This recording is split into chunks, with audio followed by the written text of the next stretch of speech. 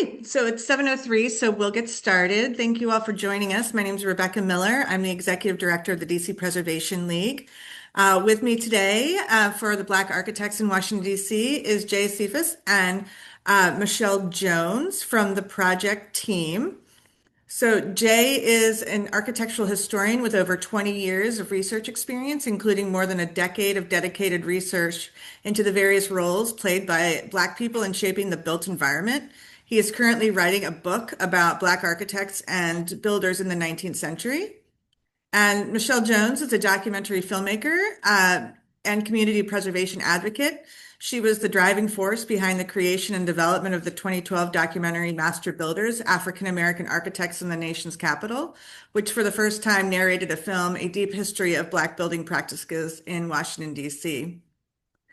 This project, which is a multiple property document, is supported by funding from the National Park Service's Underrepresented Community Grants Fund, from the Historic Preservation Fund, administered by the National Park Service Department of Interior.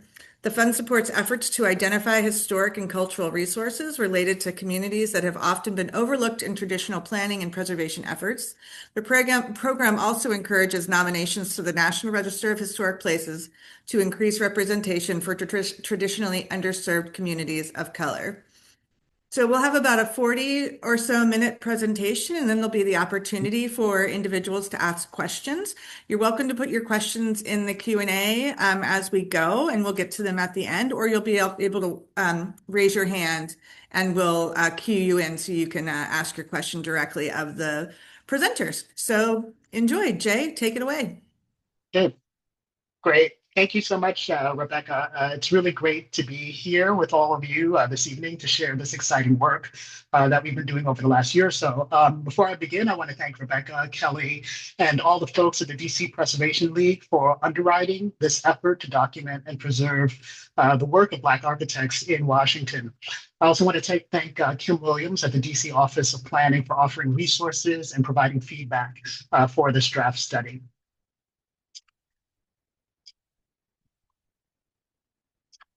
So while Black architects have shaped numerous cities in the United States, their role in Washington, D.C. is unique, in part because of the city's historical concentration of Black people. From the first census taken in 1790 through the middle of the 20th century, Black people have constituted no less than 25% of Washington's population and typically accounted for somewhere between 30 and 35%, though at times in the early 19th century, the Black population, both free and enslaved, peaked as high as 75% of the total population of Washington. So from a demographic standpoint alone, Black architectural labor and practice matters in Washington simply because it constituted such a large percentage of that labor. Additionally, there's been a significant plurality of Black designed and Black built architecture located in Washington. So one outcome of some of this research is that 30% of the known Black architects practicing in the 19th and 20th centuries practice in the city of Washington. 29% of all known Black buildings designed by Black architects are actually located in Washington, D.C. And then 25% of the known Black architects practicing across this period of study in the 19th and 20th centuries were affiliated with Howard University at some point, either as students or as faculty. No other location or institution has generated this concentration of Black architects and buildings designed by them. So what we set out to do with this study was to comprehensively document the Black architects and builders who helped shape Washington. Part of that effort includes developing a history of Black architectural practice in the area that can then provide a necessary context for the buildings that we documented. The history and documentation goes as far back as we could find adequate records for. Records and sources for it, and it ends in 1975, which is the most recent date for which buildings can be nominated for preservation for the National Register. At least buildings have to be at least 50 years old for nomination. So the outcome of the study then will be a brief history of Black architectural practice in Washington, along with the multiple property document, as Rebecca mentioned, that's used to identify sites for future preservation, in addition to the nomination of an initial building for historic status.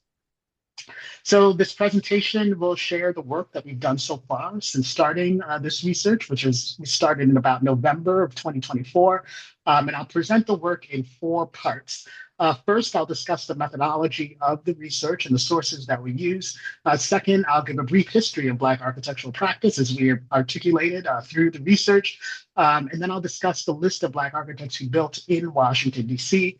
And finally, I'll discuss a list of buildings they built with the discussion of the building types, the characteristics of them, and their significance.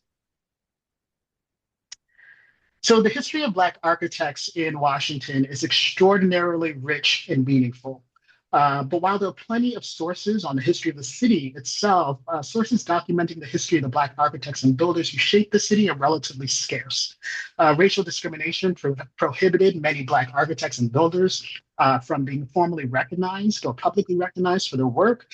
Some of them may have had buildings that they designed attributed to others.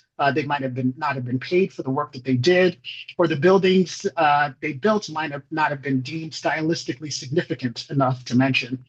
These kinds of exclusionary conditions, however, did not lead to a lack of Black architects and builders, but to their relative absence in historical records and archives.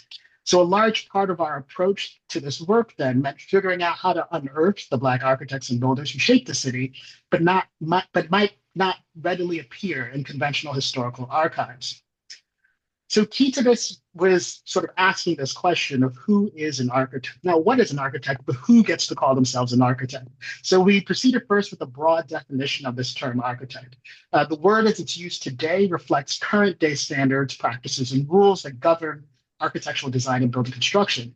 But in the early 20th century and in the 19th century, a variety of terms were used interchangeably: architect, builder, contractor, while the practitioners themselves often took on varying roles. They might be architect on one project, builder on another, contract on another. So it's really common for Black architects to have begun their careers as carpenters or masons, and then again to sort of switch positions for what they call themselves. So in order to adequately capture the work of Black architects then, which didn't necessarily align with the word architect, our research oriented towards what we were calling built environment practitioners.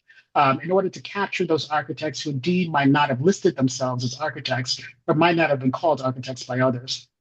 So this in turn means then not using contemporary restrictions such as licensure, formal schooling, or AIA membership to determine who is or isn't an architect. Secondly, another second important part of our methodology is that because the work of Black architects often wasn't recorded in conventional historical archives, we had to turn to other kinds of sources to gain information about them and the buildings they built. We began first by looking through prior studies of Black architects and builders and capturing all of those who were active in Washington. The Black Architects Archive, which is a historical repository of Black architects and builders that I created several years ago, served as the main source for the names of architects practicing in Washington. The Black Architects Archive itself had in turn built upon the work done by Trek Wilson in his book, African American Architects, a Biographical Dictionary. So we captured all of the architects in there. We also made great use of Betty Bird's thematic study of Black architects and builders in Washington, D.C., as well as Harrison Etheridge's 1979 dissertation that was titled The Black Architects of Washington, D.C., 1900 through the present. So these all served as critical sources for building a list of Black architects practicing in Washington. We then doubled the number of known Black architects that was in that list by conducting a comprehensive search through the federal census to find anyone who identified their occupation as an architect in the 19th and 20th centuries. And so this produced a very long list of names of potential Black architects, each one of which then had to be individually verified. From that list of names, it generated a list of buildings by searching for the names of those architects in various repositories, one of which is the DC History Quest, hosted by the DC Planning Department. It's an online listing of historic building permits. Also looked through historic newspapers, which often printed the permits granted for any building projects. This building permit data then led to additional information about the buildings themselves, such as the date of construction, the address, and things of that nature. Once building addresses were attained, those were further validated through historic fire insurance maps to determine that the building was indeed built and is potentially the same building that isn't there today if it's still standing, and to further gain information about the building's approximate dates of demolition if it was demolished, and dates of construction if we didn't have those already. After generating the list of Black architects and buildings that they designed and built, we developed a brief historical survey of the history of Black architectural practice in Washington, D.C. And then research for the survey was conducted through the historical collections held at Howard University, the D.C. History Center, D.C. Public Library, and Acosta Museum and the Library of Congress. However, because much of the history of Black architects has not been formally recorded, additional research was conducted through interviews with contemporary practitioners and really relying on the expertise of community members, of long practicing Black architects and community advocates who are familiar with the built histories of their neighborhoods. So Black architects and builders have played a significant role, as I've said, in shaping the physical built environment of Washington. While professional Black architects emerged in the late 19th century, their origins lie in the work that was actually wrested from Black carpenters and masons who were enslaved and who worked in the region from the time that the DC area was first settled. Many of the earliest professional Black architects in Washington and elsewhere in the United States as well learned their skills from free and enslaved familial elders who were carpenters and masons, and from Black industrial schools whose educational models centered around teaching building skills. And so this means that the history of Black architectural practice is one that's unique in many ways, precisely because it begins in the artisanal practices of carpentry and masonry in the early years of the country's history. Both free and enslaved Black people were present in the areas that would become the capital city, almost from the time that European fur traders first settled there. Tobacco cultivation drove the economy throughout rural Virginia, and what had been a modest fur trading post at Georgetown quickly became the primary port through which tobacco would be shipped to the other colonies and overseas. The need for labor on plantations and within cities drove a slave market adjacent to the tobacco market in Georgetown. Enslaved Africans in Georgetown built these large wooden barrels called hogsheads that were used for transporting tobacco. These barrels in particular required the skilled labor of carpenters and coopers to be made. And this led to carpenters and coopers, enslaved carpenters and coopers, making up the largest number of skilled Black artisans in Virginia in the 1600s. Working with wood was thus a highly valuable skill set on these Virginia plantations and also in Georgetown, which led to a proliferation of enslaved Africans skilled in wood-based work, including the work of general carpenters, as well as the specialized work of ship carpenters, sawyers, coopers, and wheelwrights. Georgetown quickly became the locus of a population of free and enslaved Black workers whose labor helped to build the growing city. So by the time George Washington declared the area as the official and permanent seat of the United States government in 1791, the region had been populated by free and enslaved Africans and their descendants for more than half a century, and it had been a primary slave trading post for decades. Over half of the nation's enslaved Black workers, that's around 58%, and a little over a third of its free Black workers lived in Maryland and Virginia. Given the proliferation of enslaved labor, the relatively high number of free Black workers in the area, and the aim to build an entirely new city from the ground up, it's not at all surprising then that significant Black labor and expertise was involved in building the nation's capital. Many of us are familiar with the work of Benjamin Banneker, a Black astronomer who provided the calculations that were necessary for setting the boundary stones that delineated the border of the new capital. Banneker was not the only African-American working on this project, though. Enslaved Black builders were hired to both create and place the boundary stones once the appropriate location had been determined by Banneker. Black masons played a key role in making the bricks as well that served as a structural foundation for many of the federal district's buildings. And Black carpenters built the interiors of some of those buildings, including the stacks inside the Library of Congress. The Civil War that grew the Black population of the city immensely. In 1860, the population of the District of Columbia, which included Georgetown by that point, was 24% Black, consisting of 11,000 free Blacks and about 3,000 enslaved.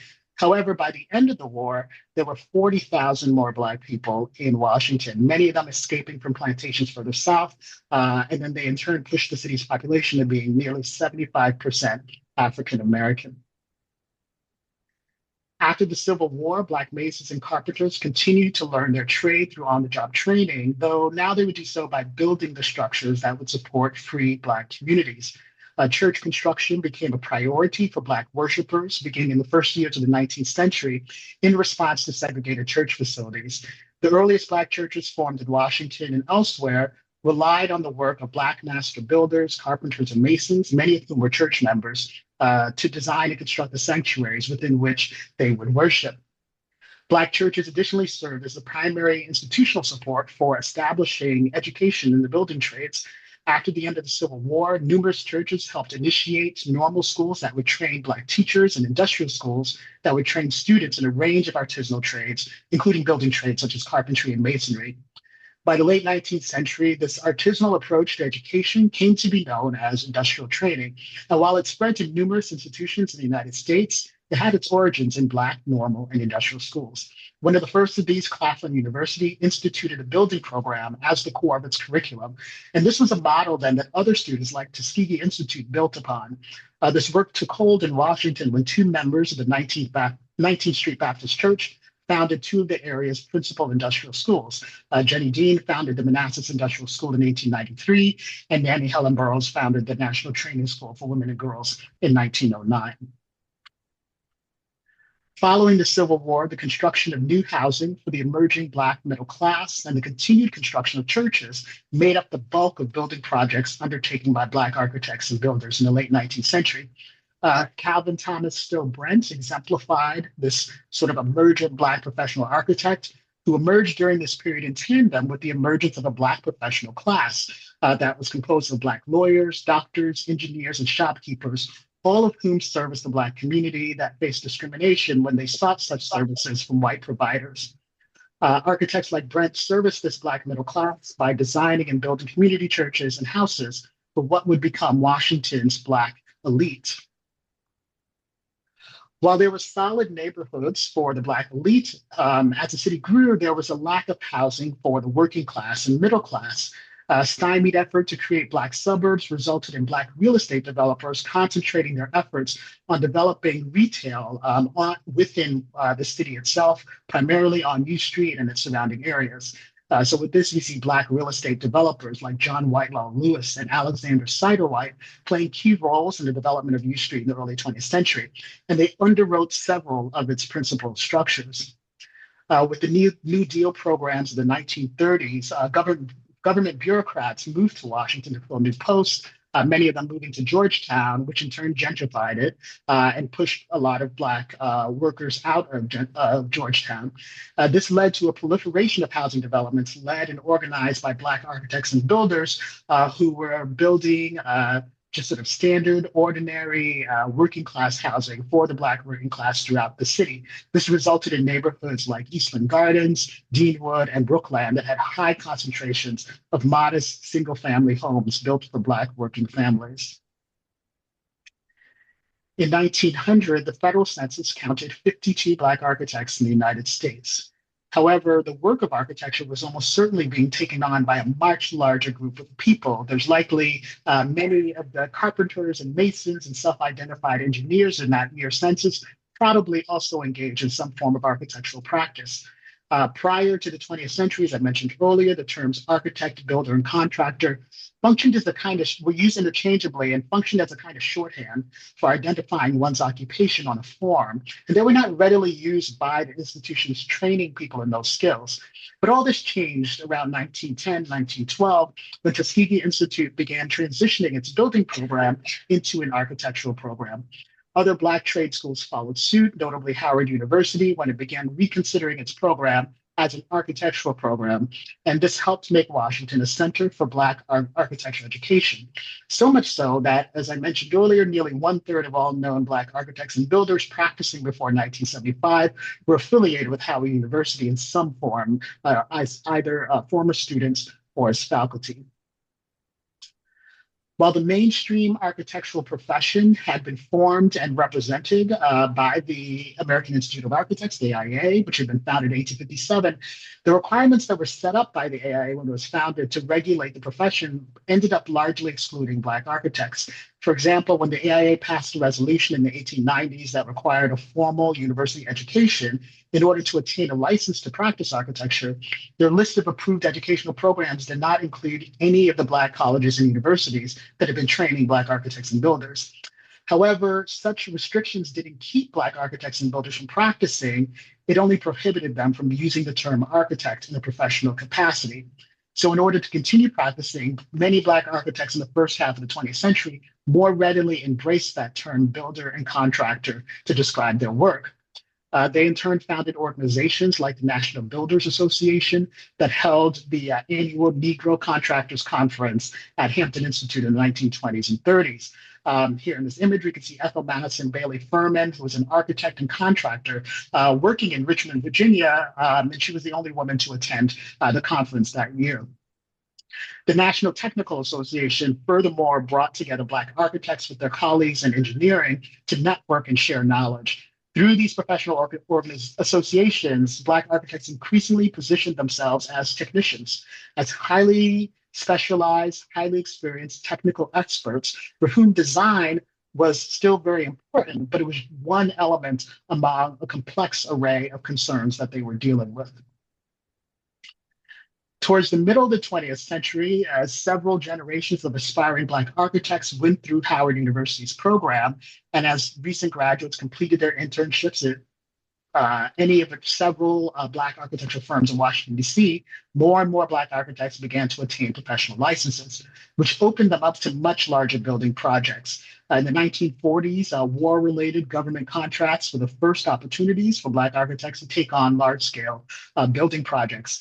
The design and construction of the Tuskegee Airfield in Tuskegee, Alabama, was the first of these large government contracts, and it was headed by Hilliard Robinson, the department chair of architecture at Howard University, who won several succeeding federal contracts for housing in Washington itself.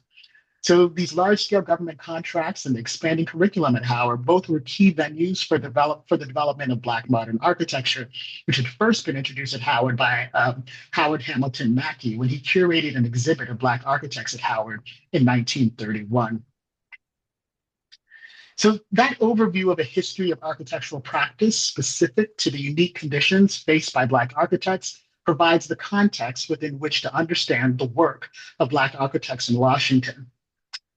So we surfaced at least 96 Black architects practicing in Washington between the 1870s and 1975, since that's the endpoint of the study. That is almost very likely an undercount because we surfaced the names that we can actually find. We're able to link only 71 of those 96 to actual buildings, meaning that they could be verified to have worked on that building. So more work is needed to see if we can find buildings connected to the remaining. There's only 2 architects in the data set that are active before, or I think 2 or 3 that are active before 1900.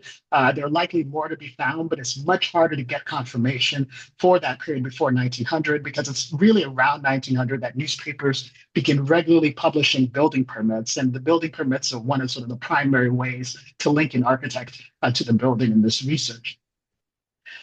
Some of the architects in the data set designed only 1 or 2 buildings, while others designed hundreds. For example, Romulus Archer designed over 400 buildings, making him responsible for 35% of the buildings in the data set. Others, like William Daniel Nixon, designed only 1 building, but this building nevertheless holds an important place in the city's architectural history. There's only 2 women in the data set, Martha Ann Casale and Elizabeth Carter Brooks. I believe that there's certainly more Black women who built in Washington. The challenge for the earlier period is that women were less likely to own their own practices or to be recognized for the design role that they played in the practices of others.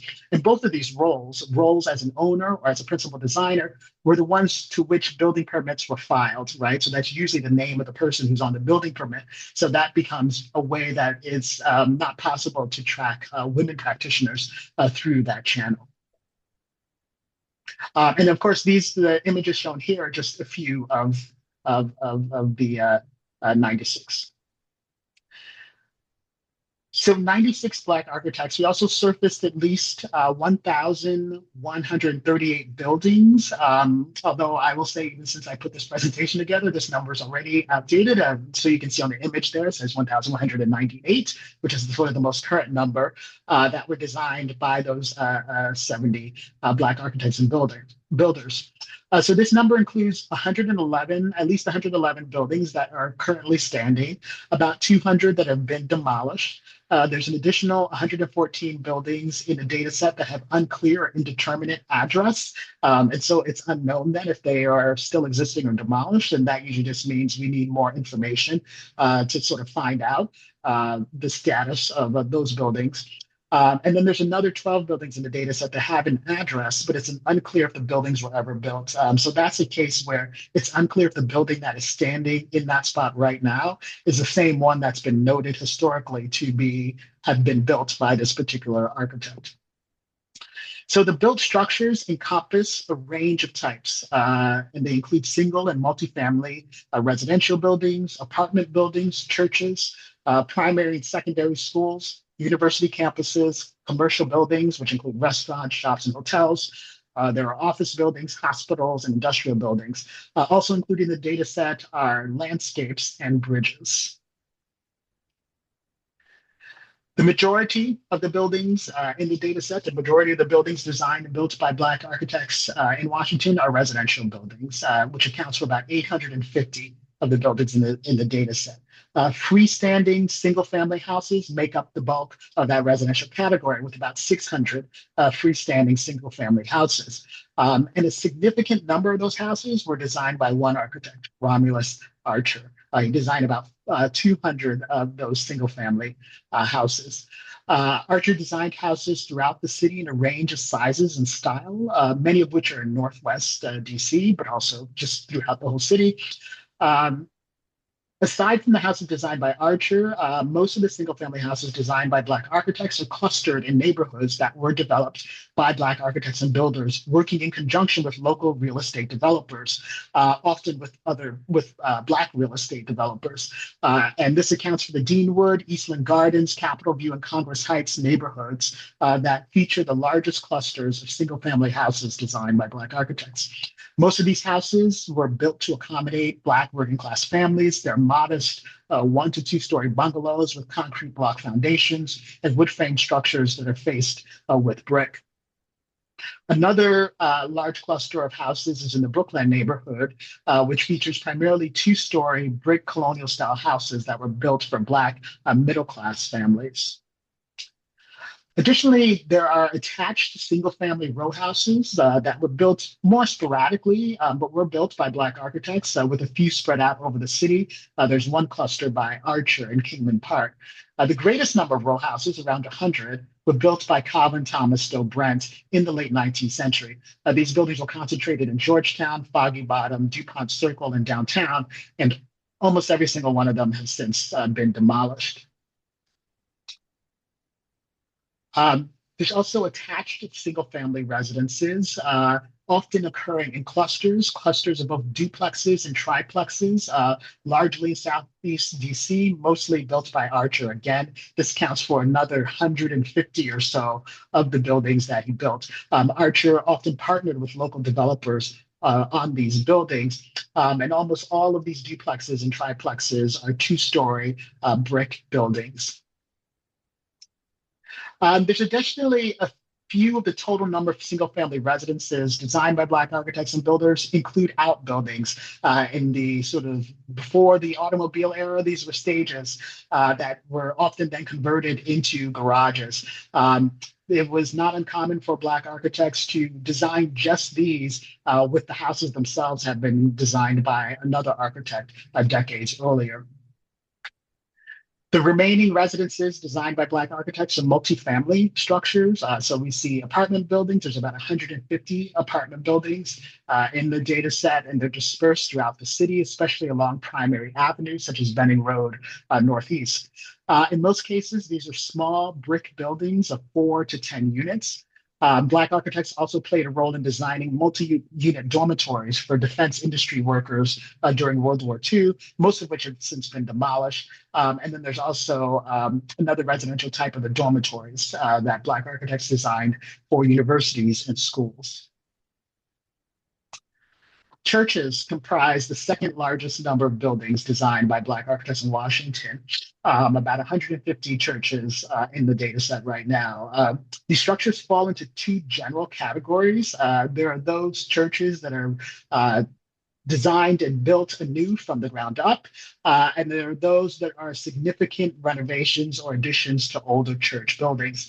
Often we see a Black architect designing a church, say in the late 19th or early 20th century, and then another different Black architect renovates that church, does some significant renovation or addition to that church decades later. So interestingly, there is this way which churches become a building that numerous Black architects will work on over a period of decades. So new church building generally occurred during two periods. So we see a lot of the church building happening in the late 19th century or right around the turn of the 20th century. And then there's another period of church building that happens in the 1950s and 60s. So the 19th century churches are primarily designed by Calvin Thomas Stowe Brent, as I mentioned earlier. He designed about 100, most of them featuring a neo-Gothic style. The mid 20th century church buildings are almost all modernist in style. Black architects also designed numerous school buildings throughout the city, about 100 school buildings in three different categories. Primary, secondary schools, buildings for universities and college, and buildings for training schools and trade schools. The primary and secondary school buildings designed by Black architects are dispersed throughout the city, although most of these are built in the 1960s and 70s and feature a modernist style. However, school building by Black architects is much older in the city, and this is where we see school building for these training and trade schools. So, for example, the earliest known campus design in Washington was for the National Training School for Women and Girls, which features several buildings designed by John A. Cox Moore in 1915. Black architects later made significant contributions to the campuses of Howard University and the University of the District of Columbia. The expansion of Howard's campus in the 1930s, led by Albert Irvin Cassell, featured dozens of buildings designed by Black architects, many of them Howard faculty in the following decades. The buildings designed by Cassell in the 1930s featured a neo-Georgian style, while the buildings later designed in the 1950s introduced modernism to Howard's campus. And then later buildings continued to follow in that modern style. Cassell's son, Charles Irvin Cassell, served as chief architect, overseeing the design of the University of District of Columbia's campus in the 1970s, which also featured modern buildings. And so these campus buildings included classrooms, gymnasiums, libraries, museums, dormitories, and at least one greenhouse. While Black architects designed commercial buildings from small retail storefronts to large meeting halls and auditoriums all over the city, much of this commercial building occurred along the corridors created by U Street Northwest and Georgia Avenue Northwest. Retail storefronts constitute the largest group of commercial buildings. There's 47 of them in the database. There's also meeting halls, 14 of which in the database. Meeting halls is sort of the classification for things like YMCA buildings or other kinds of community centers and gathering spaces. And then, so there's about 15 meeting halls in the database, and then another 25 office buildings. So these architectures shape the U Street corridor that defined Black Washington beginning in the first decade of the 20th century. There's also hotels, restaurants, banks, and theaters, about 5 to 8 of each of those that were built primarily during the first half of the 20th century, and they additionally fill out the blocks lining these neighborhoods. So as I mentioned earlier, Black carpenters, masons, and builders provided the labor, both free and enslaved, that constructed the most important buildings of the capital city, the White House and the Capitol building itself. While later Black architects did not make formal contributions to that federal architecture that we know of, or that involved their paid labor, one Black landscape architect, David Augustus Willison, designed a landscape for the U.S. Customs Court on Madison Place. And then Black architects later in the modern period designed multiple municipal buildings throughout the city in the 1970s. Clinics sponsored by Howard University constitute the primary medical facilities designed by Black architects in Washington, at least 5 of those. These were built primarily in the 1970s, although the image here is showing you can sort of see it a little bit on the right, the original College of Medicine for Howard University that Cassell designed in 1927. In addition to these medical buildings, there was also a veterinarian hospital designed by Leroy John Henry Brown in the 1950s. Industrial buildings designed by Black architects in DC include small factories that were built in the first decade of the 20th century. These are often very simple concrete block structures, and also an array of automobile repair garages and workshops that were built in the 1960s. Most notable of these industrial buildings are the two power plants, one built at Howard University, the other at the University of District Columbia, built in 1930 and 1976, respectively. For infrastructure, two of the city's iconic bridges received extensive redesign and additions by a Black architect and engineer.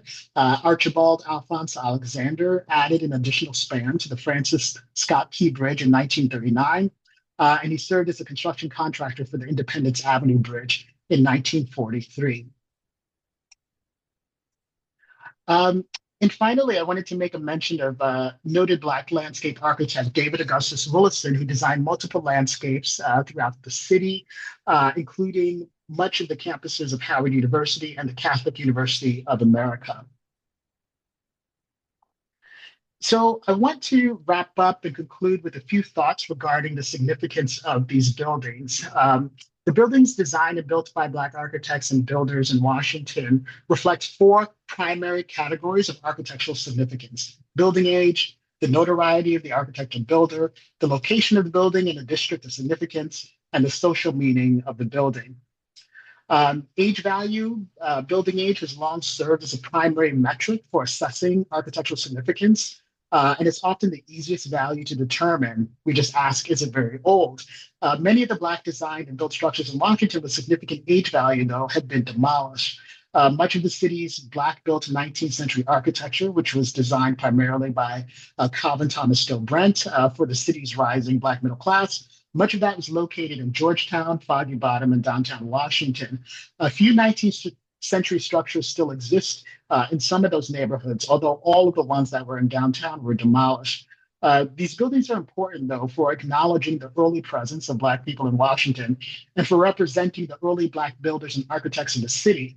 So while the existing buildings offer opportunities for preservation, the demolished buildings offer different kinds of opportunities for other forms of commemoration, such as having placards or historical markers or things of that nature.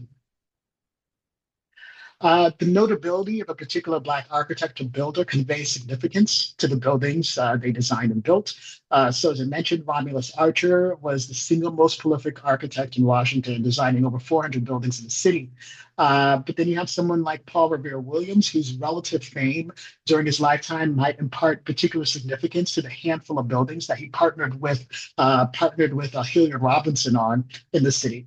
Then you also have early architects such as John Anderson Langford, William Sidney Pittman, Isaiah Truman Hatman, and Roscoe Vaughan, who all played a central role in designing the houses, storefronts, and churches that provided a place for Black Washingtonians to build their communities in the first decades of the 20th century. There's also builders such as Homer Griffin, Simon Vincent, and Gustavus Bull, who importantly built the modest working class housing that would allow ordinary Black families to flourish. In these and in other cases, the notability of a particular architect or builder could serve as the basis of the building's significance. There's also significance based on the location of the building.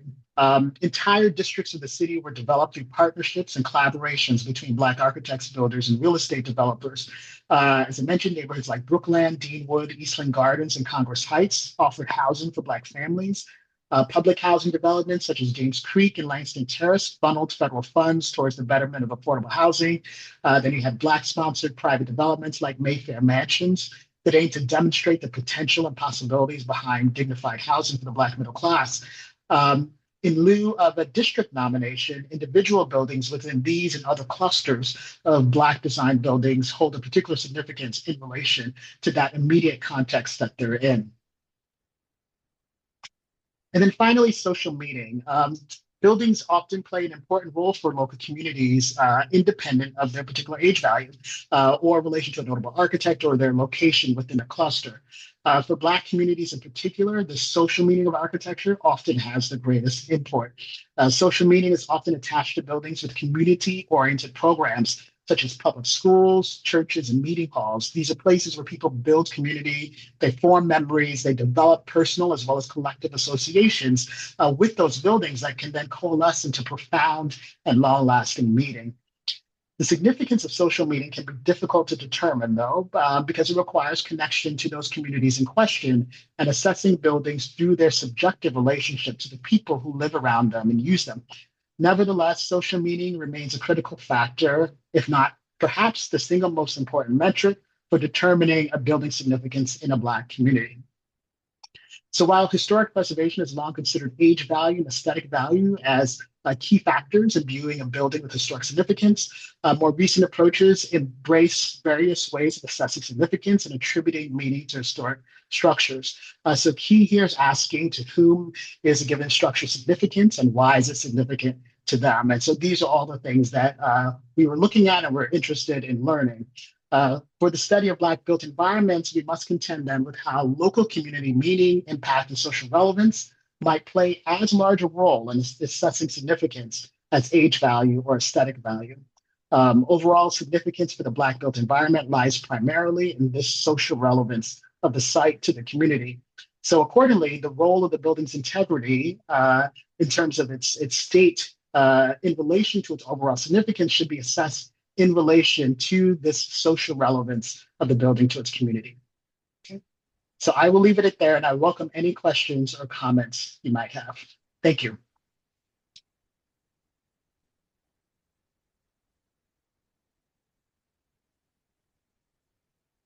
Thank you, Jay. That was super interesting.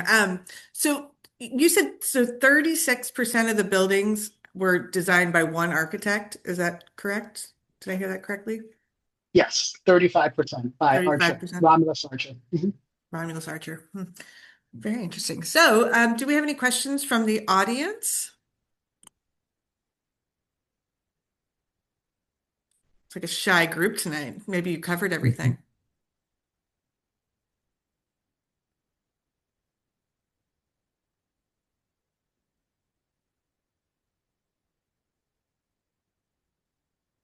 Well, maybe I have another question for you. So, Sure. as part of the grant, there's the identification of buildings that meet the significance that you discussed, that have potential for individual designation. How many buildings do you think you've identified at this point that might meet the criteria for individual designation? Yeah, so I think there's a couple ways to look at it. One is building off kind of what I just kind of ended on in terms of thinking about what the sort of core significance that we find in those buildings and how basically what kinds of significance we would want to prioritize is sort of the answer there. When we think in terms of clusters, I mean, there's lots of large clusters, right, that I think have particular kind of significance and meaning to them. Within those clusters, the buildings themselves often are not in great shape in terms of the integrity of them. And so it becomes a situation where I think at times the cluster itself might hold greater significance than the individual building. And I'm saying that in particular about the housing that occurs because there's so much of it. Um, but then there's also buildings like, I would say, the churches, schools, and meeting halls in particular that are have this sort of strong social meaning. Often the ones that are have the most sort of physical integrity to the buildings are ones that are already listed. And so I think there becomes this play of trying to figure out how to sort of surface the ones that could be listed, but that also um, essentially have enough community support behind them.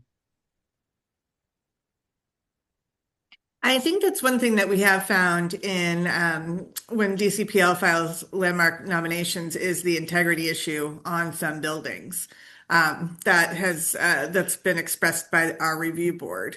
is a lot of times these buildings aren't like the highest of style, or they haven't necessarily had the best care taken of them. I mean, we have buildings like that, of course, across the city. So we have a comment from Betsy. So that was great. I'm a resident of Bloomingdale neighborhood, and Romulus Archer had his office here. So I'm very Mm. excited to see the extent of his work. I also live in Bloomingdale. Listed here as well. And then Susan, thank you for this. Very comprehensive. Do you think the architects of DC were able to influence AIA, the National Organization of Minority Architects, and other national players like NPS GSA because they were more visible in their backyard, so to speak? Yeah, yeah, that's a really great question, and maybe something I didn't get into in talking about the history. So definitely yes, they're able to have a big influence. And it's interesting because I think it's not just because they're in the backyard, but just because of the large concentration of Black architects in one city. And so having such a large number in one city and so many buildings means that there's this kind of infrastructure for practice that exists that allows, especially when we look kind of like around the middle of the 20th century, that allows a lot of these Black practitioners to sort of operate both as a community, also as sort of an extensive professional network within the city, and to operate, I think, similarly to the ways in which a lot of professional organizations operate, right? In terms of there's networking between them, or people find jobs from each other, they offer support for one another. So I think that that does, yes, definitely allow them to kind of have an influence, but not just because of proximity to those other organizations, but just from the sort of sheer concentration of numbers and the extensiveness of those networks. Very interesting. So from Heather, she wants to start by thanking you for this well-researched and articulated project. She's a little surprised to know that R.C. Archer was one of the most prolific local Black architects for residential architecture across DC. Could you tell whether Louis Giles was a close second, especially for single-family detached homes? Yeah, so Louis Giles definitely has a lot. One thing that's a little bit tricky, I think, always with research, and makes me hesitant to even sort of give numbers and percentages like that, is that maybe the caveat is that this is what I found, right? And we're sort of always finding more. Archer, from what I could tell, was really good at promoting himself and getting a lot of work. And so he works with the same developers over and over and over again that allows him to do larger clusters than what a lot of other Black architects are doing. And he also works a lot outside of Black neighborhoods, which is not necessarily the case, which is the case for some other Black architects, but he's doing it a lot more, where he's building for a lot of white clients, actually. And I can imagine that the networking for that sort of gives him further reach. Archer has also been, well documented, so it's also then easier for us to sort of find information about Archer. The more that I look into other architects, whether it's Louis Giles or others, more and more buildings by them come up, but they come up piecemeal because it's just sort of like one building here in the building permit record, another one here that sort of comes up in another document. Whereas Archer would design, say, a dozen houses or 20 houses for one real estate developer all at once, right? So it becomes easier to build the list essentially for Archer than it does for others. And so maybe all of that is a way of saying that I wouldn't be surprised if, as this sort of research continues, that the numbers of others also continues to grow. But it's growing piecemeal because one is showing up here and there, as opposed to these sort of large clusters of buildings that happen in neighborhoods the way it does for Archer. That's really interesting. And I guess I also had a question just before I go back to the other questions of obviously DC is known for its racial covenants. And I wondered if you came across any part where Black architects designed buildings that ended up having these types of covenants on them.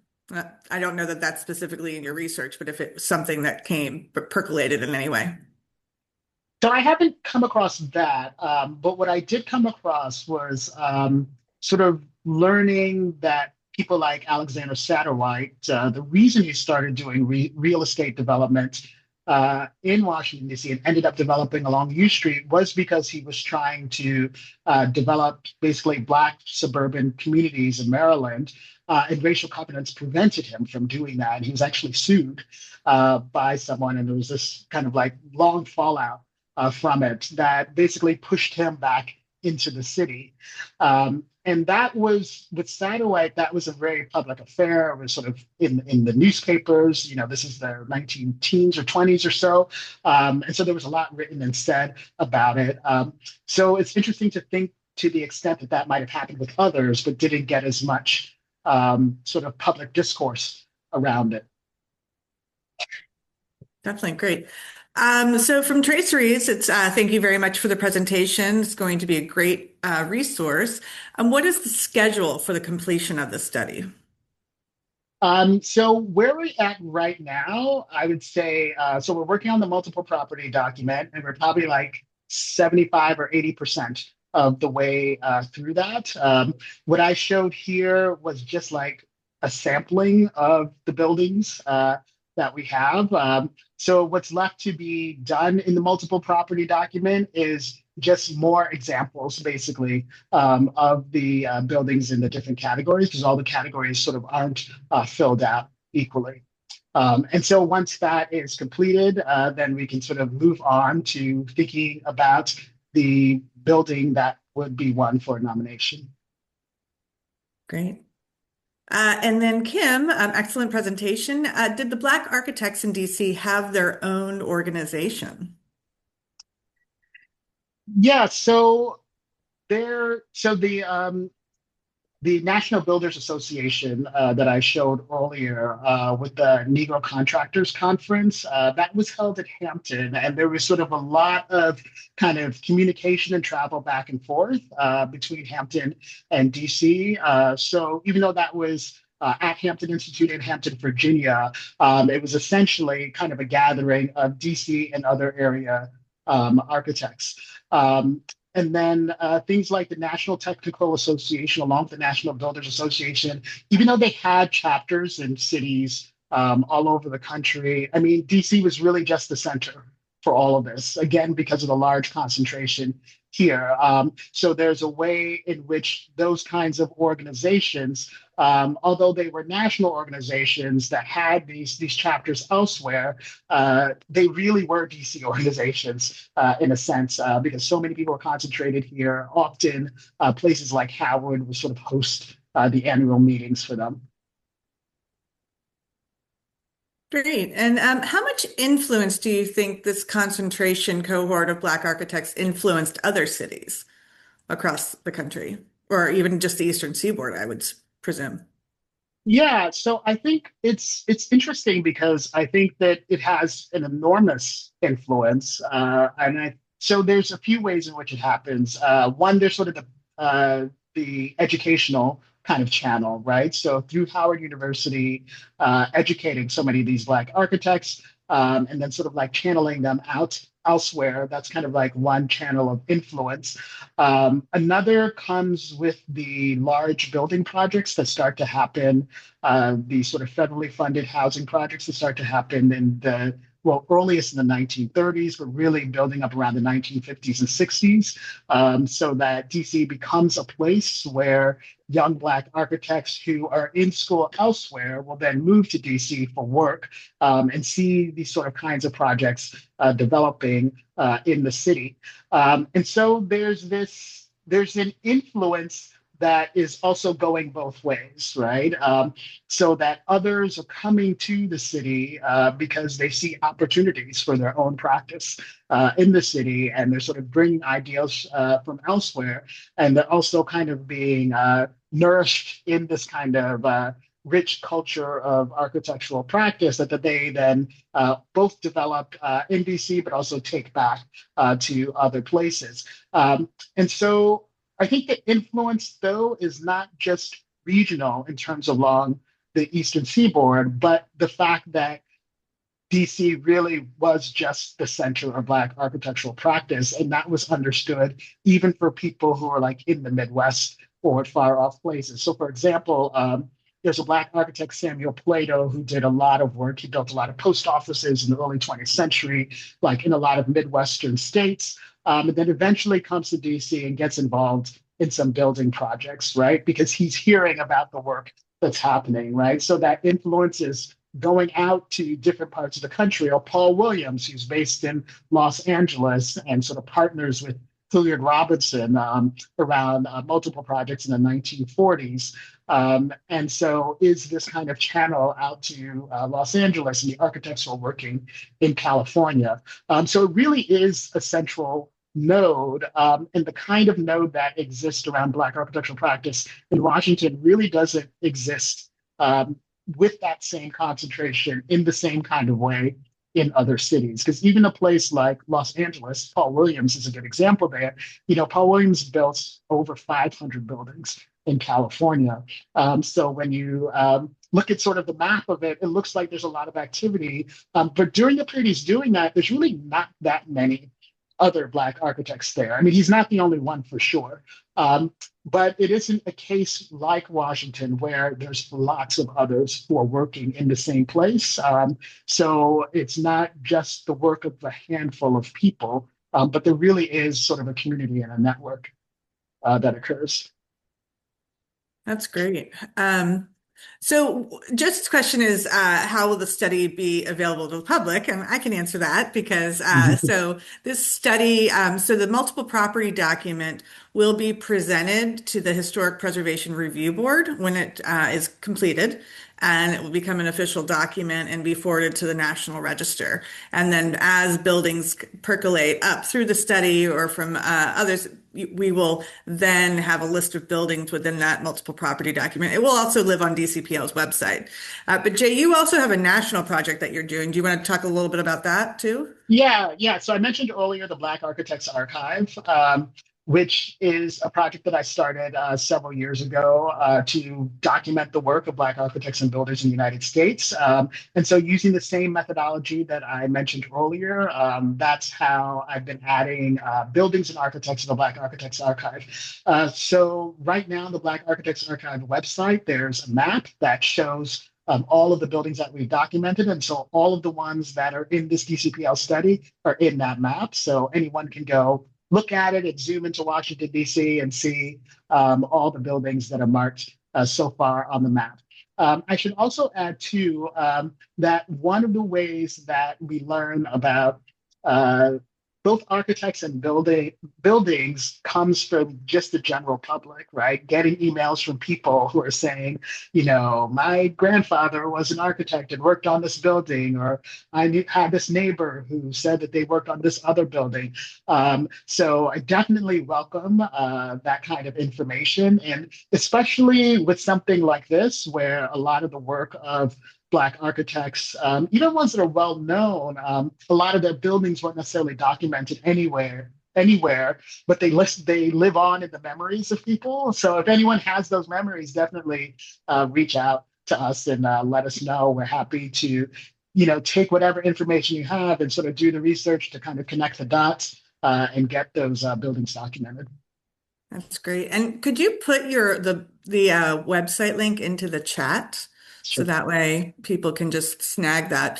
And a funny side story on what Jay was just talking about, the word of mouth, is when we first launched this project, I had done an interview and we had an architect reach out and he called and he said, well, I'm a Black architect.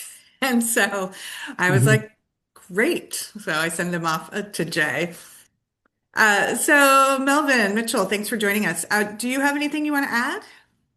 Uh, well, just to compliment our leader, Jay. I mean, that was just a masterful presentation, and I'm just so proud to be associated with it.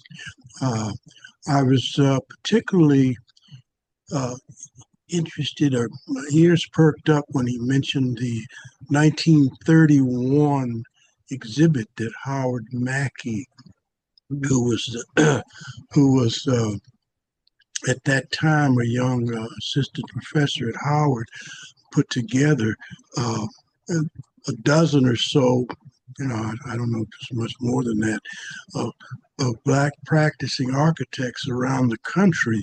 And that exhibit occurring on Howard's campus uh, caught the attention of, the local press. So that was a big moment. The other is that I heard someone asked, I believe, I don't know if it was you, Rebecca, or someone in the audience, about organizations, Black architects and their organizations. I landed at Howard in '62. Yes, I'm that old, and I studied there from '62 to '67. At that time, we had a professor, Leroy John Henry Brown, who was very prominent in something called the National Technical Association. And although that was, Black uh, uh, technicians and, technocrats from a number of disciplines, and, engineering, but that's where architects really tended to cluster and began to have organization. And then it wasn't long after that, 1971, that NOMA, or the National Organization of Minority Architects, started.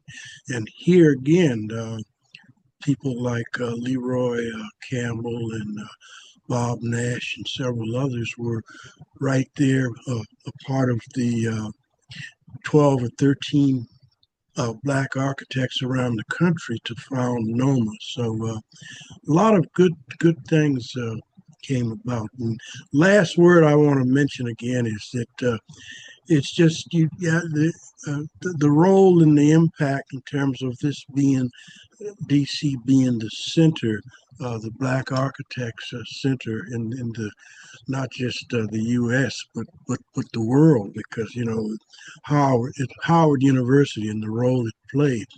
And so not only was it training architects and shipping them off to some of the other big cities, but also out of the around the world. I mean, there were Black architects at Howard studying that wound up being practitioners in West African countries. There were even Jewish architects studied at Howard that wound up in Israel. So it's just a really, incalculable role that it played. So thank you, Jay. Thank you so much, and of course Michelle, my colleague Michelle. Wonderful. Michelle, I don't know if you're, nope, Michelle's mic is not working, so she's got her audio problem. So I'm glad she's able to contribute on the text chain. So I don't think we have any other questions, Jay. Is there anything you'd like to summarize at the end, or we can just sign off and thank everybody for coming?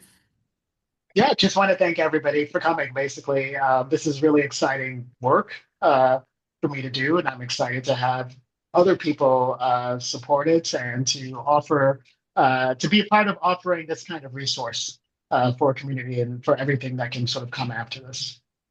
Absolutely. This is really important for our city, and we're happy to be sponsoring it and happy to be working with you. So thank you Yeah. so much for your time tonight and your work on this. And thank you to the audience for your time.